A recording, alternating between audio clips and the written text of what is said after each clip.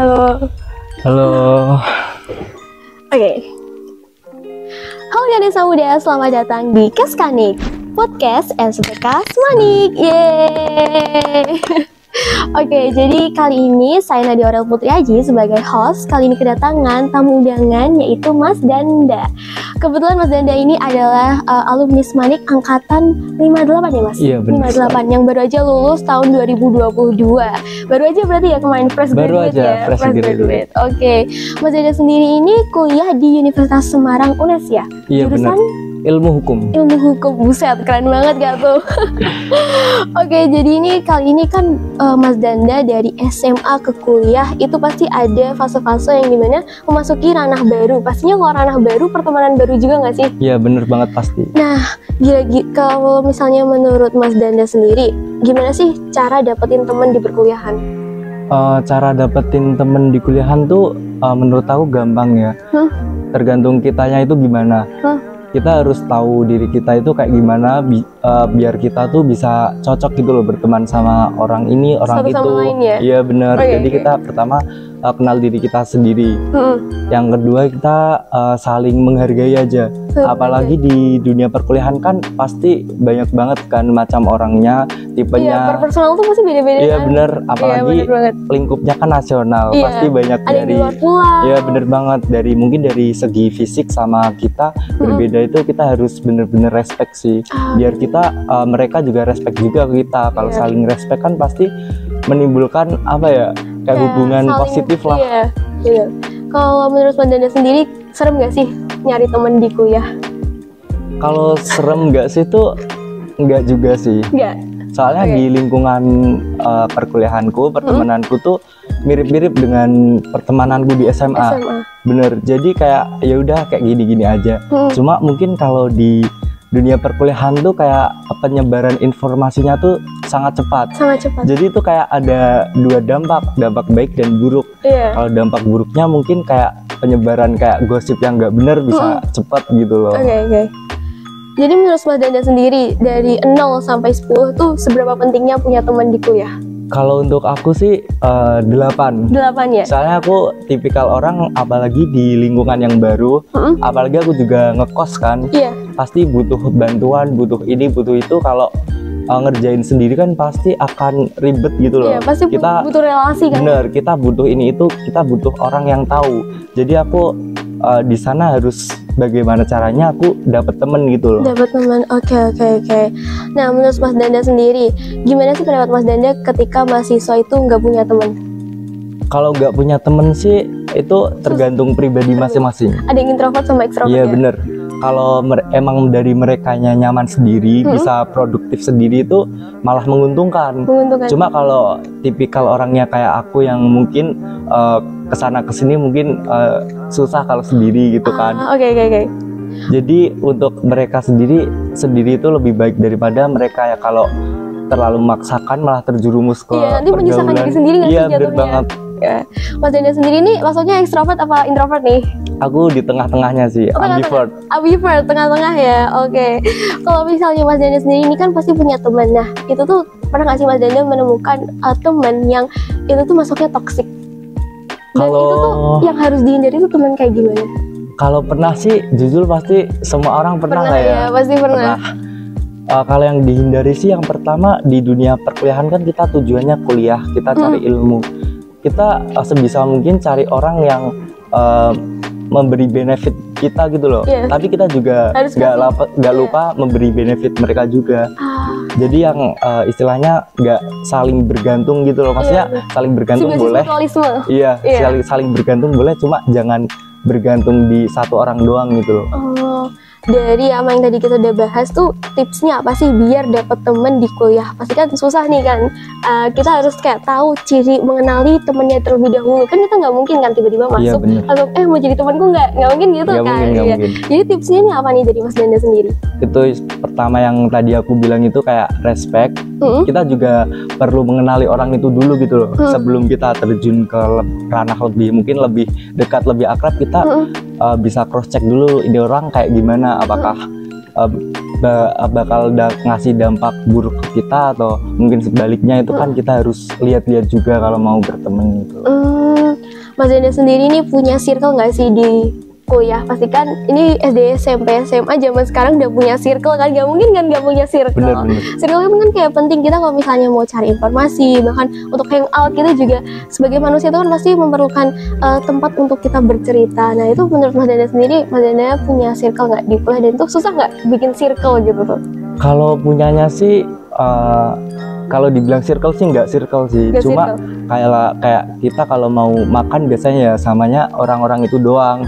Cuma kalau kita hangout kayak pergi kemana gitu tuh kita nggak harus sama orang-orang itu doang gitu loh. Jadi kita bebas mau bergaul dengan siapa, nggak cuma bergantung ke anggota circle itu doang. Kan kita di kuliah juga perlu relasi kan, nggak harus kita melulu dengan orang-orang itu. Iya. Kalau cari circle-nya tuh nggak tahu ya untuk tipsnya, cuma kayak mengalir aja gitu. Kalau kita udah sering interaksi dengan 1-2 orang, mungkin dampak lanjutnya itu memungkinkan untuk jadi circle kita gitu loh. Kalau kita intens gitulah. Intens sama orang itu ya. Nah Mas Dana sendiri nih udah semester 2 ya? Iya bener. Semester 2 di hukum di UNES. Nah kira-kira Mas Dana sendiri pernah gak sih masuk organisasi atau ditawarin organisasi di kuliah malahan? Kalau ditawarin organisasi tuh jujur enggak ya. Aku masuk organisasi juga karena kemauan sendiri. Oh inisiatif ya? Iya inisiatif. Iya, cuma kalau dulu pas pertama itu aku kan ikut kepanitiaan. Aku juga aku tahu kepanitiaan itu dari temen sekelasku kan. Aku diajakin gitu loh. Jadi aku akhirnya bergabung pada September sampai November tahun lalu sih, periode kepanitiaannya. Penting nggak itu organisasi di kuliah? Kalau buat aku orang yang kayak pengen belajar di luar kelas tuh penting sih. Biar nggak bosan ya. Iya biar nggak jenuh. Iya benar-benar. Cuma ya kalau kalian udah fokus di kelas doang, nggak mau cari organisasi itu juga nggak salah, itu keputusan masing-masing. Ya mungkin kan, orang tuh nggak bisa bagi waktu. Iya bener kan, kita ikut organisasi juga nggak melulu kita pasti dapat ilmu kan. Itu tergantung orangnya masing-masing sih mau kayak gimana. Nah pastinya ini kan Mas Dana juga dulu alumni Semanik. Pernah nggak sih dulu di Semanik ikut organisasi apa aja? Kalau di Semanik tuh aku dulu ikut OSIS. Oh OSIS. Sama Pasgapura sih. Oh Pasgapura, nih siapa nih yang nonton masuk Pasgapura? Ini alumninya nih. Cuma kalau dulu kan online ya, jadi kayak online. Kurang berasa gitu lah. Full online atau ada yang pernah masuk?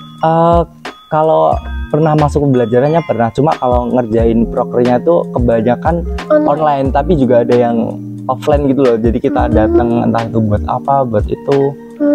Kira-kira nih apa yang bedain organisasi waktu di SMA sama kuliah?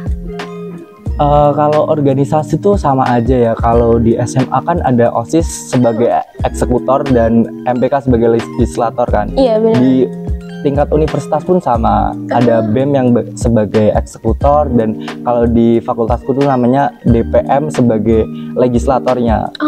Cuma yang membedakan tuh kayak UKM atau yang di SMA itu ekstra ya. Iya benar. Kalau di SMA itu kan ekstranya itu lebih berfokus kepada yang non akademik. Nah kalau di tingkat universitas pun sama, lebih fokus ke non akademik. Cuma kalau di lingkup fakultas atau kampusku sendiri tuh lebih kecondongnya ke akademik. Jadi tuh mereka ada kayak UKM, ada kelompok belajar juga. Kelompok belajarnya tuh kalau di aku kan jurusan hukum ya, nanti juga ada konsentrasinya. Kalau di hukum UNES sendiri konsentrasinya tuh ada hukum agraria, hukum dagang, hukum pidana, sama HTN. Nah itu tuh masing-masing ada kelompok belajarnya tersendiri. Jadi sebelum kita menentukan konsentrasi tuh kita bisa ikut kelompok belajarnya itu, jadi kita bisa lebih lebih awal mempersiapkan lah istilahnya. Oke. Nah Mas Dana sendiri ini kan udah semester 2, pernah nggak sih ngalamin stres di kuliah, dan itu gimana cara ngatasin stresnya? Kalau stres sih pernah jujur ya? Pasti. Apalagi tugas dari dosen. Iya bener, apalagi di semester 2 ini kayak aku udah ngerasa kayak tugasnya itu mulai berat-berat. Meeting nggak? Kalau meeting ya ada. Pernah dadakan gitu nggak?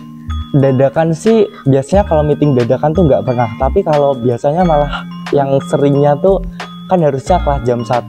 Dosennya tuh ngabarinnya jam 1 kurang 5 menit baru ngabarin kalau itu tuh daring.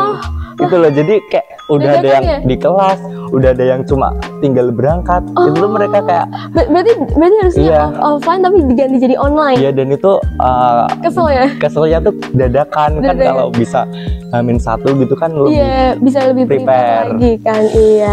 Nah, kira-kira nih Mas Danda kan udah semester 2, pasti ada nih yang bikin Mas Danda semangat untuk masuk kuliah. Pasti apa nih? Apakah rasa cinta? Waduh. atau ada suatu hal yang bikin Mas Danda bikin semangat untuk masuk kuliah? Yang pertama sih niat kita awal ya. Niat Kan kita cita-cita, kan kita pasti punya cita-cita kan. Iya. Kita masuk kuliah juga karena cita-cita.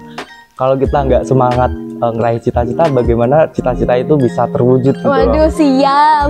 Dan yang kedua sih orang tua yang sudah bekerja keras ya buat kita Iya, kuliah kan bener. biayanya nggak sedikit. Pasti kita harus kayak ngehargain orang tua dengan kayak belajar yang rajin, Bener. entah Mau walaupun secapek apa ya? iya, yang penting tuh kita itu sih ngerjain tugas, berangkat kuliah. Kalau paham atau enggaknya itu urusan lain. Nanti. Yang penting berangkat kuliah ngerjain tugas.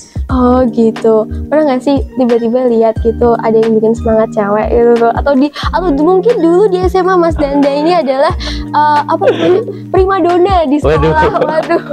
Pernah nggak tuh? Ya kalau realistis aja ya, pasti Pernah. setiap orang ya pernah lah Pernah. lihat orang ini cakep, lihat ini Oh, cakep. gitu. Apalagi di perkuliahan kan Banyak banget ya? kan. Iya. Bahkan di lingkungan kos ataupun tempat tinggal kita kan pasti mayoritas juga seumuran kita gitu. Bener banget. Kita ke cari makan, kita kayak ke burjo, ketemunya orang itu pasti juga setiap kita ke tempat baru tuh pasti kita lihat orang yang baru gitu loh. Oh gitu. Oke, Saking siap. banyak orangnya Saking gitu. banyak orangnya ya. Nah ini kira-kira menurut Mas Danda sendiri cita-cita Mas Danda apa nih yang dari jurusan yang telah diambil tuh kira-kira nanti kedepannya mau jadi apa? Kalau jadi apanya juga aku bingung ya. Cuma kalau Masih bingung.